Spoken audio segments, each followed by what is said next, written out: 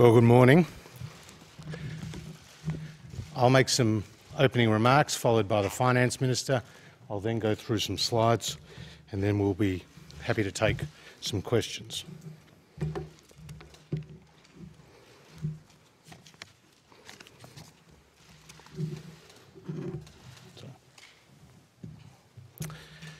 In December last year, the Finance Minister and I stood together in this building and delivered the mid-year economic and fiscal outlook. It followed the first balanced budget in 11 years, the largest legislated tax cuts in more than 20 years, and welfare dependency was at a 30-year low. Australia's economy was growing and jobs growth was strong. Today, we stand here in a very different world. Australia and the world are now experiencing the most severe economic crisis since the Great Depression. What is primarily a health crisis has devastated economies worldwide. In the last 40 years, the global economy has contracted only once. That was when it contracted by just 0.1% in 2009 during the GFC. The OECD is now expecting that the global economy will contract by 6% this year. The IMF, the International Monetary Fund, is expecting 157 economies to contract this year with unprecedented falls in many. The United States is expected to contract by around 8%, and the euro area by around 8.75%. The coronavirus crisis has led to unprecedented economic support to the tune of around $11 trillion. Here in Australia, the Morrison government has deployed $289 billion in fiscal and balance sheet support, the equivalent of 14.6% of GDP. Our economic strength going into this crisis has given us the financial firepower to respond during this crisis. The actions we have taken have saved lives and livelihoods. Australia has performed better on the health and economic front than almost any other nation in the world. The impact of the coronavirus has led to a significant decline in tax receipts and a large increase in government payments. This has driven a dramatic change in the budget's position. These harsh numbers reflect the harsh reality we face. The economic outlook remains very uncertain. Recent events in Victoria are testament to this. A painful reminder how a setback in combating the virus can impact the speed and the trajectory of our national economic recovery.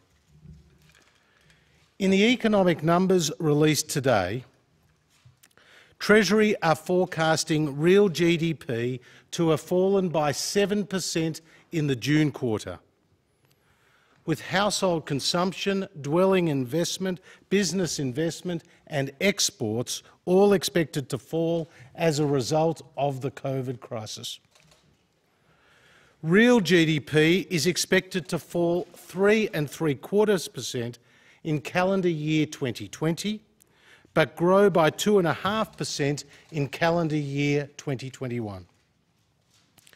In financial year terms, real GDP is expected to have fallen by 0.25% in 2019-2020 and 2.5% in 2020-21.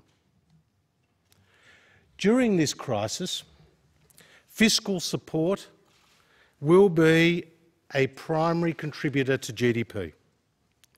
Treasury estimate that the fiscal support has increased the level of real GDP by 0.75% in 2019-2020 and will increase the real level of GDP by 4.25% in 2020-21. Treasury has based their assumptions on Victoria being in lockdown for 6 weeks from the 9th of July, after which restrictions are progressively eased.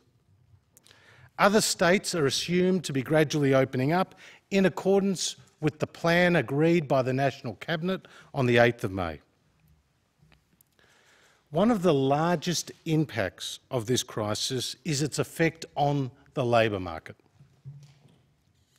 Between March and May, 870,000 jobs were lost, and more than 1 million Australians saw their working hours reduced, in many cases to zero.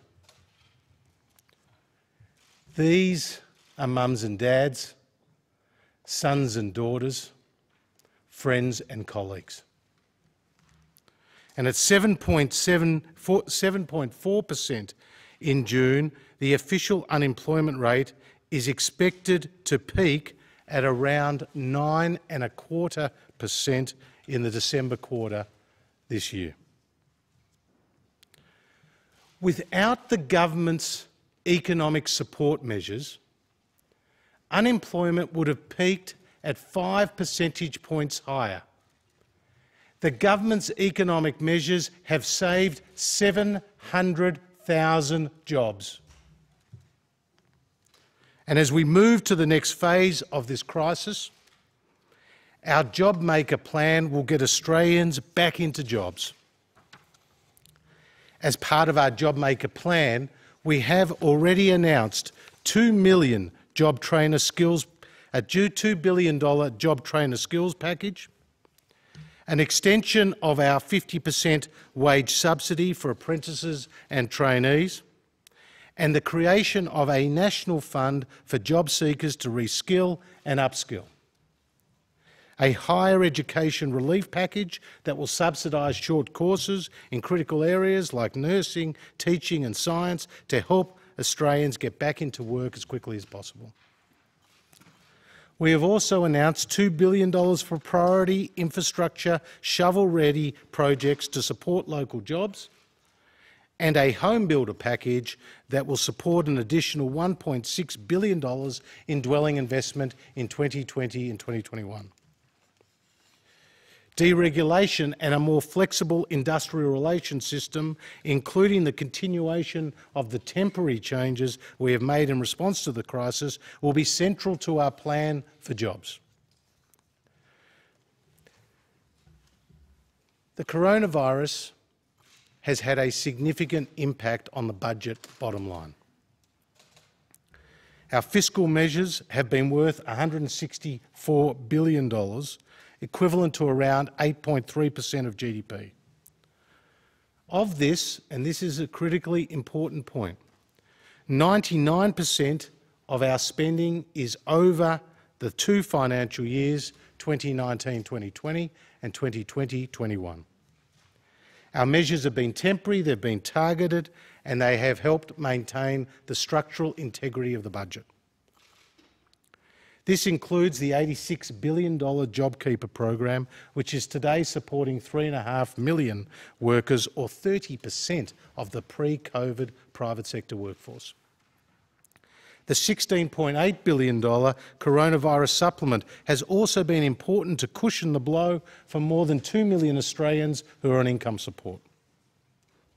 And the Morrison government has also delivered 2 cash payments of $750 for more than 3 million pensioners, a $31.9 billion cash flow boost for 760,000 small and medium-sized businesses, and $9.4 billion for additional health measures for personal protective equipment, expanded telehealth services and boosting Australia's hospital and pathology capacity.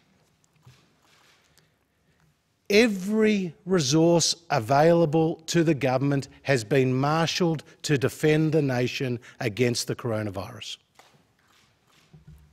And as a result of the coronavirus, tax receipts have been revised down by $95.6 billion, of which $31.7 billion is in 2019-2020 and $63.9 billion is in 2021. Personal income tax, company tax and GST receipts are all down. As a consequence of lower receipts and higher payments, the deficit is estimated to be $85.8 billion, or 4.3% of GDP in 2019-2020, and $184.5 billion, or 9.7% of GDP in 2020-21. These deficits reveal the real cost to the budget of protecting lives and livelihoods as a result of the coronavirus. The pandemic has also led to a sharp increase in Australia's government debt. Gross debt was $684.3 billion, or 34.4% of GDP at the 30th of June 2020, and is expected to be $851.9 billion, or 45% of GDP at the 30th of June 2021. However, with a debt servicing cost of 0.8% of GDP in 2019-2020, owing to historically low interest rates, our debt burden remains manageable.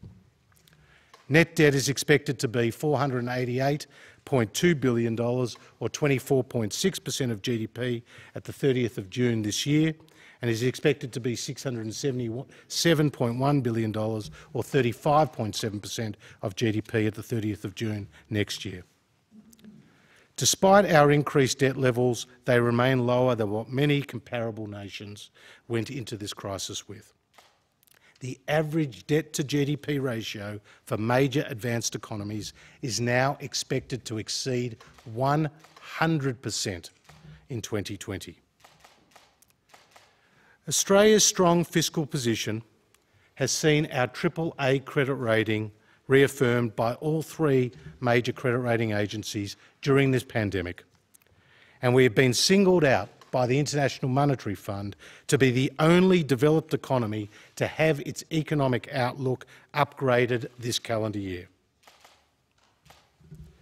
Australia is experiencing a health and economic crisis like nothing we have seen in the last 100 years. Tragically, 128 Australians have lost their lives as a result of COVID-19. And as we stand here today, more than 5 million of my fellow Victorians are in lockdown. Our economy has taken a big hit, and there are many challenges we confront. We can see the mountain ahead, and Australia begins the climb. We must remain strong. We must draw strength from our resilience as a nation and a people. And we will get through this, and we will get through this together. Matthias. Thank you very much, Treasurer. We are here today presenting a very challenging set of numbers. We all know why we are here in this position. Overwhelmingly, we're here because of the massive fiscal impact of the coronavirus pandemic, because of the high cost of our necessary crisis-level support for our health system, our economy, to protect and support jobs, and because of the significant impact of the economic hit on our revenues, our expenditures, and our budget bottom line. So yes, we find ourselves in a very challenging fiscal position. But we need to keep things in perspective. We are in a better, stronger, more resilient position than most other countries around the world. Australia has outperformed nearly every other country when it comes to health, economic, and fiscal outcomes. We are in a better, stronger, more resilient position as a result of the budget repair work that was done under our government over the first 6.5 years that we were in government. The decisions we made prior to this crisis have improved our budget position by more than $250 billion over the 10 years to 2022-23, and have put us on a better, more sustainable fiscal trajectory for the future as we went into this crisis.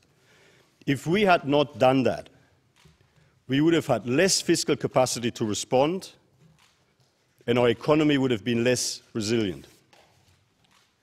We've been working through the impact of this crisis on our economy, businesses and jobs in an orderly fashion. First, there was the immediate crisis response, protecting lives and livelihoods, including the critically important JobKeeper and enhanced job seeker measures. Second, we continue to work on a sensible transition, as close as possible back towards normal, while the virus remains with us, supporting the economy and jobs where required and laying the foundations for a strong recovery. And relevant decisions, many of these decisions that had to be made very quickly in the first few months of this year, are reflected and reconciled in this update that we're presenting to you today. Thirdly, we will keep building on our many measures to keep and create more new jobs as part of our 5-year plan to maximise the strength of our economic and jobs recovery, with our focus on tax incentives for businesses to invest, deregulation, skills development, workplace relations reforms, infrastructure investment, our free trade agenda, and much more. We are doing all of this against the backdrop of an economic and fiscal outlook which remains highly uncertain. That is why we're presenting 2-year numbers in this update.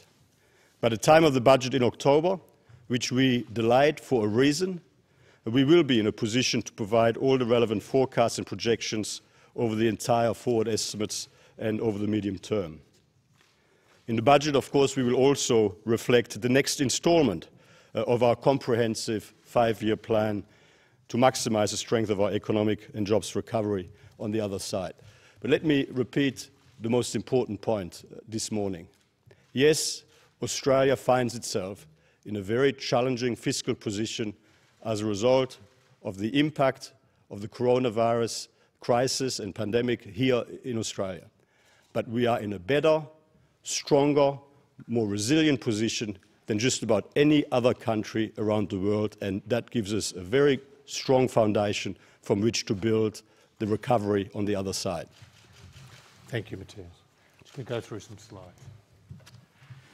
So this first slide just gives you a sense of where the active cases are globally. There are more than 6 million active cases globally.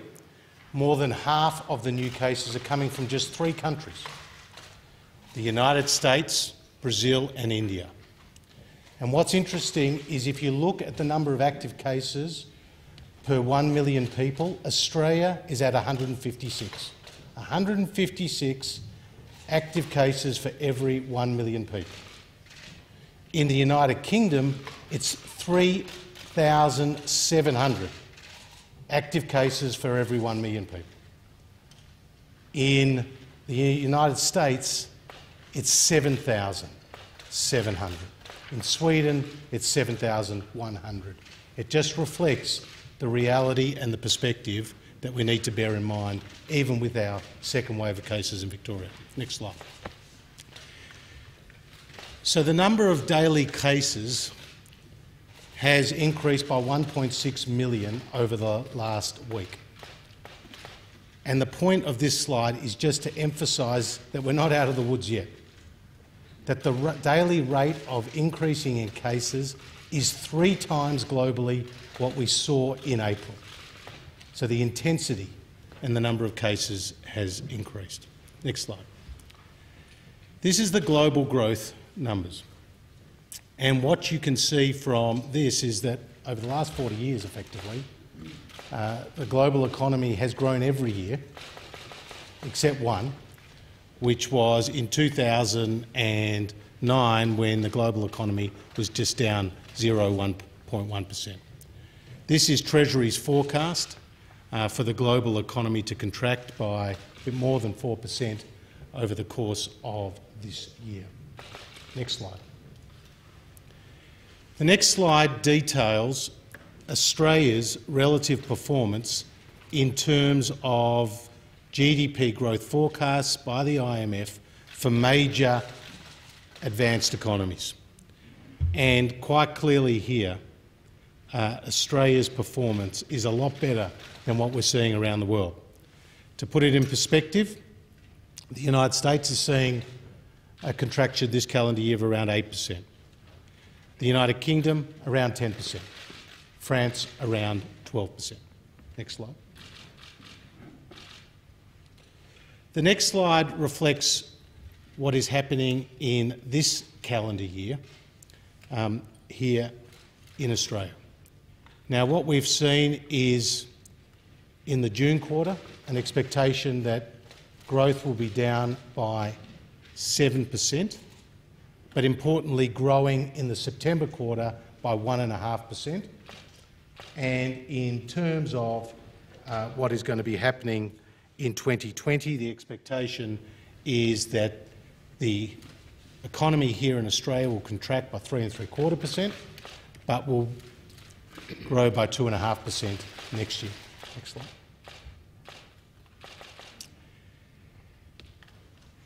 Next slide. This is a key slide in terms of what is happening to the economy as a result of our economic support. And what we do know is that our economic support, which Matthias and I have talked about today, $289 billion, $164 billion of which is direct support, $125 billion of which is balance sheet support, what that will see is a contribution to growth in 2019 of about 0.75% and a contribution to growth in 2021 of about 4.25%. Next slide. Now, this is a critical slide because this is pointing to what is happening to unemployment. As you can see, it starts to climb, being above 9% in the December quarter and then coming back down, but still remaining at elevated levels into early next year. But without the government's economic support, unemployment would have been 5 percentage points higher. So the government's actions have saved 700,000 jobs. Next slide. So you would have heard us talk a lot about the effective unemployment rate. The official unemployment rate's at 7.4, the effective unemployment rate is at 11.3. The effective unemployment rate takes into account that people are either on 0 hours or have left the workforce. What's important here is the effective unemployment rate and the official unemployment rate will start to converge. They'll start to converge as restrictions are eased, less people are on 0 hours, more people are going back to work. But the official unemployment rate will continue to rise throughout the course of this year. This is the underlying cash balance. $85.8 billion. $184.5 billion. There are deficit numbers for 1920 and 2021, reflecting our measures that we have taken with the coronavirus, but also the parameter variations, both on the receipts side and the payment side. Obviously, the revenue is not what it was and what it was expected to be because consumption has been lower, business earnings have been lower, but also on the payment side, obviously, more people are on welfare, so there's more payments being made. Next slide. This is where payments and receipts as a proportion of GDP. Matthias and I and the Prime Minister and the whole government knows how much hard work was done to reduce the rate of spending growth since we came to government, but as a consequence of what has transpired with COVID-19, you're seeing payments as a proportion of GDP climb to nearly 34%. You're seeing receipts as a proportion of GDP come down as a reflection of the size of the economy. These are the international comparisons of net debt, 1920, 2021, pointing out, as I was saying earlier, our net debt ratio is much lower than other countries. And I think the critical point here is among those G20 countries, the average increase in net debt to GDP is 18 percentage points. In the United States, it's even higher at 23 percentage points. And it reflects the fact that we went into this economic crisis with more balance sheet flexibility. Next slide. I think this is the final slide.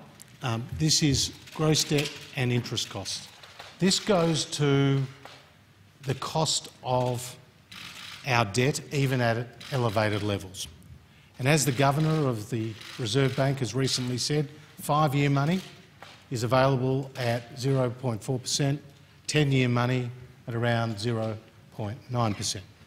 So because of the historically low interest rates, our ability to manage the interest bill can be seen as a proportion of GDP. At these elevated debt levels, our interest bill will be $16.3 billion per year, and that is based on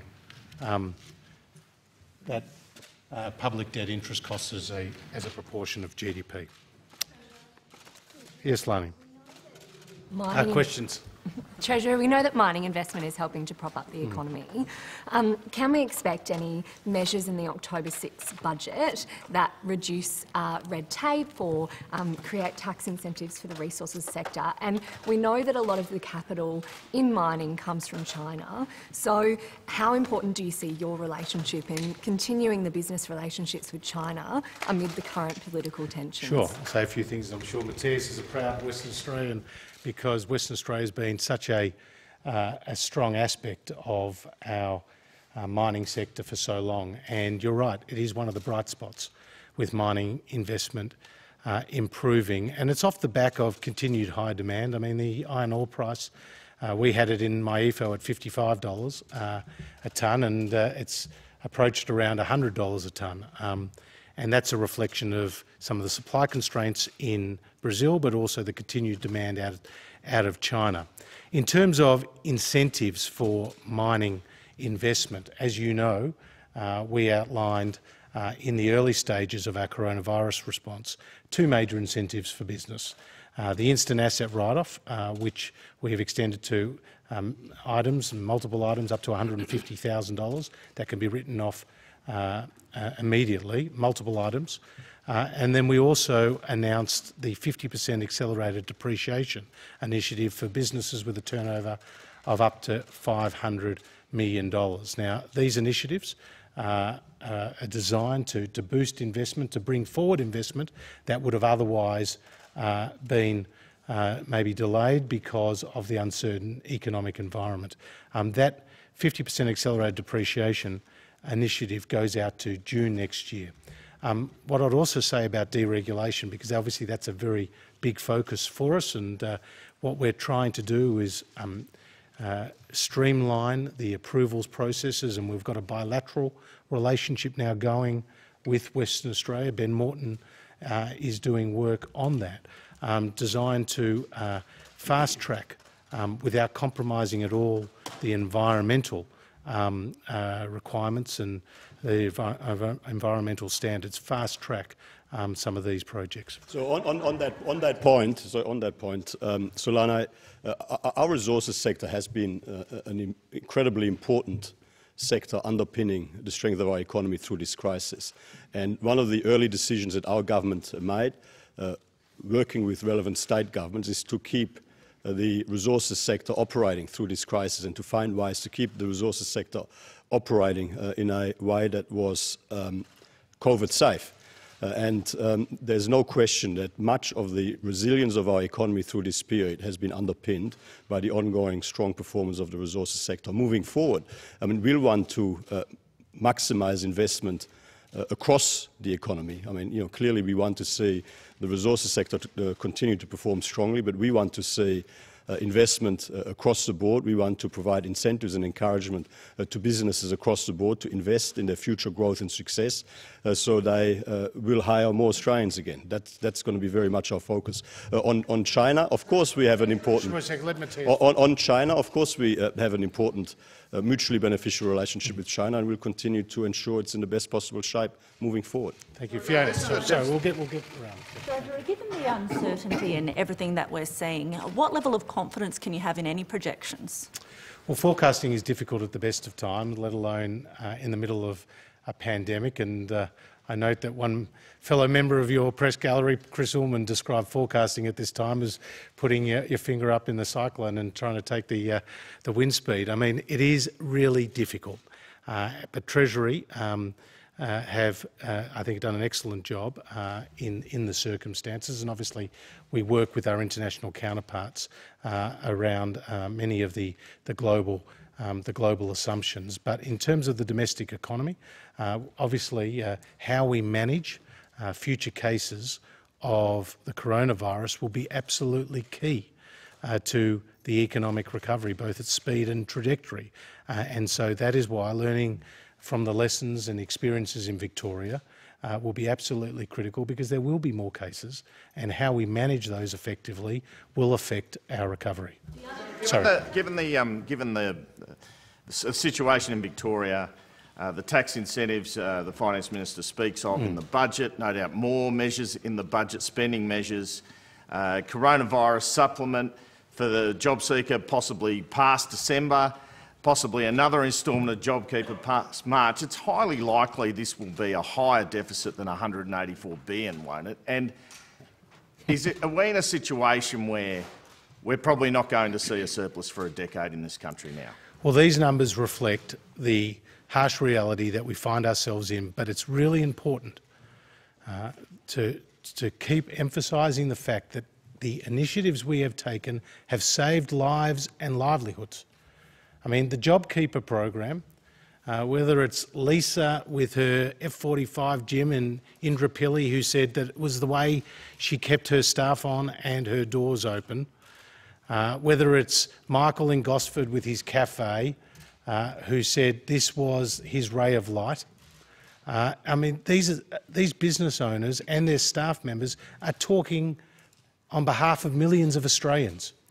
So what the Morrison government has done has absolutely stood by every Australian through this crisis. I mean, what you're essentially doing is you're making assumptions now about the future which may or may not eventuate. I mean, what we're presenting here today is not the budget, which will be delivered on the 6th of October. What we're presenting to you today is the July economic and fiscal update based on a reconciliation of the cost of the measures so far and the impact of the economic hit on our budget bottom line and our outlook over just a 2-year period. The reason it's only 2 years is because of the points that have been made by a number of people. There is significant uncertainty. There is significant uncertainty, which means that it would not be possible at this point in time to make credible forecasts and projections beyond what we're presenting to you today. Sorry, the decade question. Sorry, we'll go. Maybe you could ask this decade question, but the unemployment rate is obviously the figure that is actually going to frighten some families more than even the big numbers in terms of debt and deficit. Now, it's going to hit 9% by Christmas, and we know that that's an underestimate. How many people do you think are going to be unemployed or underemployed in Australia by Christmas? Is it a lot more than 9%, and if so, how much? Well, that is the number we've presented today based on the decisions we've taken and based on what we know at the time. And as I said, these are forecasts by Treasury. I spoke about the assumptions that they've taken into account. They've taken, obviously, the developments in Victoria with the lockdown, and that there would be restrictions in place, but there'd be a gradual easing of restrictions until the end of the year. And of course, other states, Sam, are opening up. Restrictions are being eased as they effectively manage the coronavirus. So the last week's job numbers where 210,000 people found a job, 60% of whom were women, 50% of whom were young people, was double what the market expected. So we do know that as the economy opens up and restrictions are eased, that jobs are being found. But our support, and this is critical, our support is ongoing. The JobKeeper extension is a major investment in keeping people in work. It follows the Treasury review, which found that it was a very effective program. 44% of employers surveyed who used JobKeeper said it affected their decision to keep their staff on. We're reapplying the eligibility test, but it works in alignment with the Job Seeker program. We're turning back on mutual obligation gradually. We're investing heavily in skills. We're partnering with the states in that task, as well as all those other initiatives we have announced. This is a comprehensive plan. Now, we've also engaged with other third-party or key stakeholders like the banks to ensure that they have the flexibility around their customers to get them through this crisis. So the extension of those loan deferrals for another 4 months are really important. The extension of our SME loan program is also designed to help businesses at this difficult time. One of the key assumptions in this forecast is that international borders will open on January 1 with maybe a 2-week quarantine period. Has a policy decision on borders therefore been made? And if not, how much certainty can we put in these numbers given the impact borders has on migration and the entire tourism aviation sector? Well, in terms of the borders, the assumptions are that it very gradually starts to come back, that the quarantine is applied, that you start potentially bringing in some international students. Now, that is work that we have been undertaking, but of course the environment with respect to the coronavirus is very fluid. So decisions haven't been taken about start dates for that, but these are Treasury's forecasts, and as you can understand, it's a very dynamic environment, it's a very uncertain environment, and Governor Lowe made that point just a few days ago. Andrew. To pay off this whacking great record debt, you either have to lower than most other countries. You have to. around the world. Thanks, Finance Minister. You just have making to the point. increase your tax take or cut government spending. When can the economy? When can the economy afford to do either? Well, it won't surprise you that both Matthias and I would challenge the premise of your question, because what our experience has been is that we've grown the economy.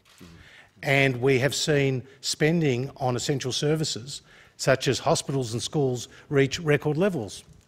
And as a process of growing the economy was 16% larger pre-COVID than it was when we came to government. And we helped create 1.5 million new jobs. Employment growth was double the OECD average. When we came to government, Andrew, unemployment was 5.7%. And in February it was 5.1%. We got unemployment down. We saw in the back half of last year GDP growth coming back.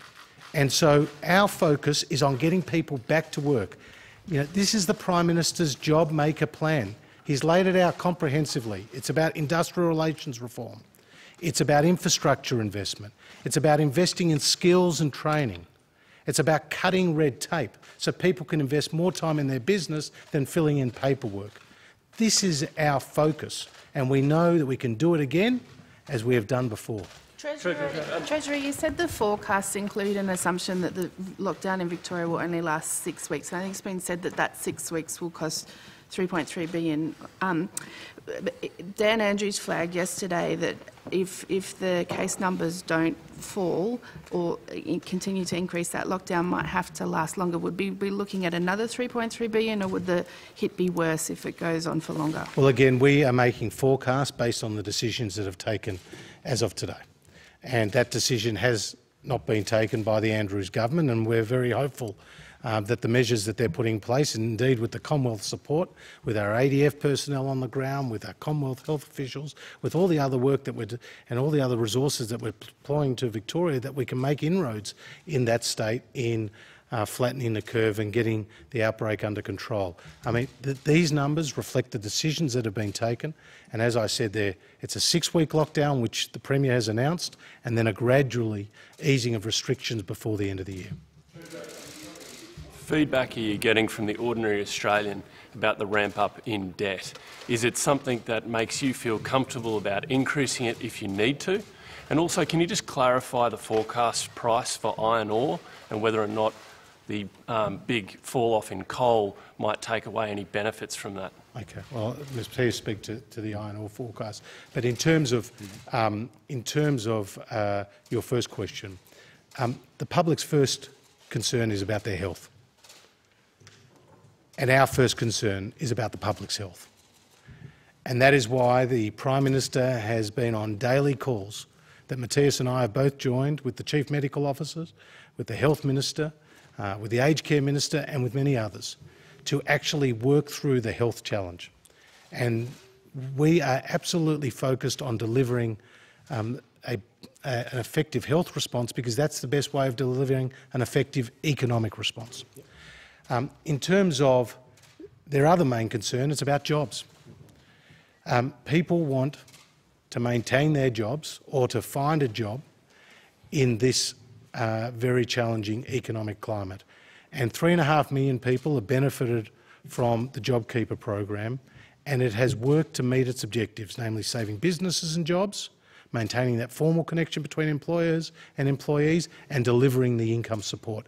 And the stories that my colleagues and Matthias's colleagues hear every day from their constituents is that those programs are working, and they welcome the government's announcement. Now, the government's announcement was around a transition and a step down. It was costing us and it continues to cost us $11 billion a month to roll out the JobKeeper program. So what we have sought to do as the economy opens up is to step it down with a gradual reduction in the top-tier payment and the introduction of a second-tier payment to better reflect what people's pre-COVID incomes were. So, I mean, you asked about the levels of debt as a result, of where we are here today. I ask you, what is the alternative? I mean, are you suggesting that we shouldn't have provided the support we did to boost our health system, to protect jobs, to protect livelihoods? I mean, in the circumstances, what was the alternative?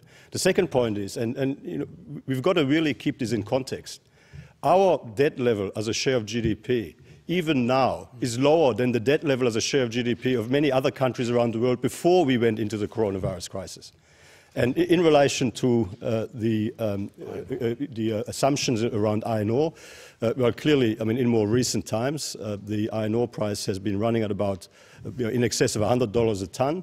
You know that in MAIFO we assumed a reduction of the iron ore price to $55 a tonne by the end of the June quarter. Prudently, we are assuming in this document that the iron ore price would decline to $55 a tonne by the end of December, by the end of the December quarter. So we have maintained cautious and conservative assumptions when it comes to iron ore. It's well known that there can be volatility when it comes to iron ore prices, and so we continue to make sure that we protect the stability of our budget settings in that context. Increase the tax base, and how long will it take to pay back this debt? We're the party of lower taxes, and we've proven that. I mean, our pathway to growing the economy is through lower taxes, not higher taxes. We went to the last election promising to legislate $158 billion worth of tax cuts, and we've done that. And one of the outcomes of that legislated tax plan is that we're creating a single bracket between $45,000 and $200,000 where people pay no more than 30 cents in the dollar. Now, that will mean 94% of taxpayers are paying no more than 30 cents in the dollar. Currently, it's around 63% of taxpayers. So this is a dramatic transformation. Now, stage one of the tax plan has already come into effect, and what it means is that if you earn between $48,000 and $90,000, you're getting a low middle income tax offset of around $1,080. Well, in terms of paying back this debt, it will take a number of years. And, well, we're not putting a date on it because we want to grow the economy. And what I can tell you is we'll be doing everything to get people back into jobs and ultimately to grow the economy. But the pathway to growing the economy is through skills programs, infrastructure investment and tax reform. Let me just add to this. Let me put this into context for you. When we delivered the 1920 budget, our projection was that government net debt would go to zero over the decade. That was our projection at the time. Clearly, now, with what we've had to decide, the decisions that we had to make, it will take somewhat longer. But we're not presenting you today with medium-term projections. We're presenting you with two-year numbers. The next medium-term projection will be provided in the budget in October. The final point, and that is to just really reinforce what the Treasurer has just said. The way to get on top of this debt is by growing the economy more strongly and creating more opportunity for Australians to get ahead, get into jobs, get into better paying jobs and get ahead. Because stronger growth leads to more revenue and lower welfare payments. And that is the way that we can go back to where we were. I mean, it's stronger employment growth that has helped us repair the budget in our first 6.5 years in government, and this can be achieved again. Catherine, sorry, Catherine.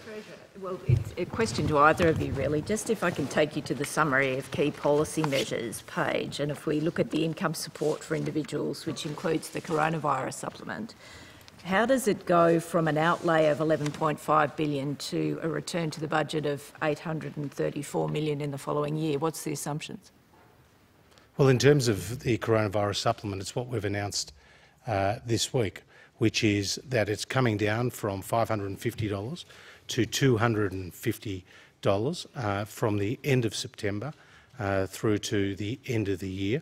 As we speak, it's supporting 2 million Australians. So the coronavirus supplement is gradually coming down, but it's in its place till the end of the year, and that is a cost to the budget because that's an additional cost that we have put in place. Sure. There's a positive return to the budget. Sorry, because I just don't understand why there's a positive return to the budget the following year. I can't test that assumption because I haven't got the page in front of me. Item on page 7. I'm sorry, I'm not meaning to be a gotcha. I just don't understand. Well, it's a cost to the budget because it's an expenditure item. Just on the effective unemployment rate, last month we saw the labour force participation rate for young people the lowest on record since the ABS started taking this data. What is the impact to forecasts if young people just simply opt out of the labour market altogether? Well, the idea is to give young people more of an opportunity to get into work. And the good news was, in the June numbers, that 50% of those jobs, was 48% to be precise, of those jobs that came back were for people aged 15 to 24. And that is a very positive sign because the sectors that were hit hardest included the retail sector, included the hospitality sector, included the arts sector and recreation sector. So gradually, as restrictions are eased, people are coming back into those sectors, and that means women and that means young people who are two of the groups that have been particularly hard hit.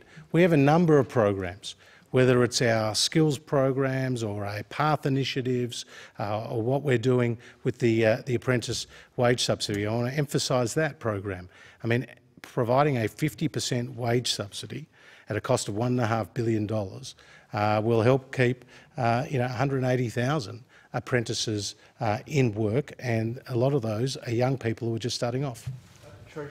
In 2014, the government introduced a budget repair strategy to every new spending measure, and Mathias will remember this quite well, was offset by reductions in spending elsewhere within the budget. Is that what you are going to return to? And just something separate. Yeah, I'll just say one thing. The debt limit at the moment is $850 billion. You go through that next year. When do you plan to increase it, and will you head towards $1 trillion? So I'm sure both of us want to talk on that. In terms of the debt limit, we'll revisit that in the budget because you're right. And the fiscal strategy too. And the fiscal strategy as well, because clearly we're in a very difficult and different time, and so it requires a different approach. Phil. A series of reform measures that have already been flagged by the Prime Minister and others.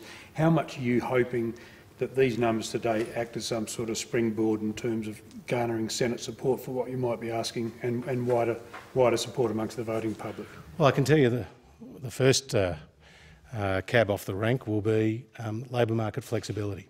and a continuation of the industrial relations reforms that accompanied the JobKeeper introduction. Now, our view is that those flexibilities that apply both to apply to the employer and give them the ability to change duties, to change hours and to change the location of staff should be continued, not just for those firms that meet the reapplied eligibility test, but should apply to those firms who are on JobKeeper right now.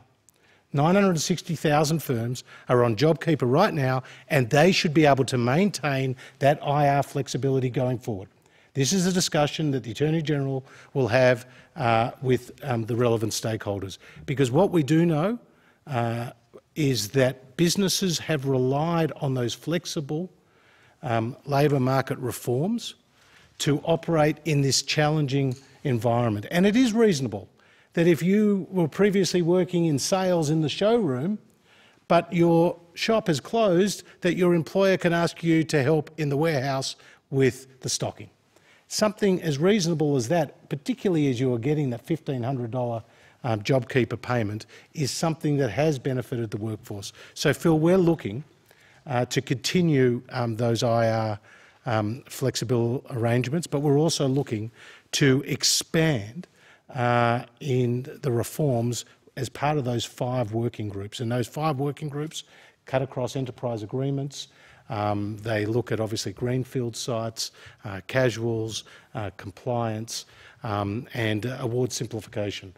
Those are the areas where we have said that will continue. Last question.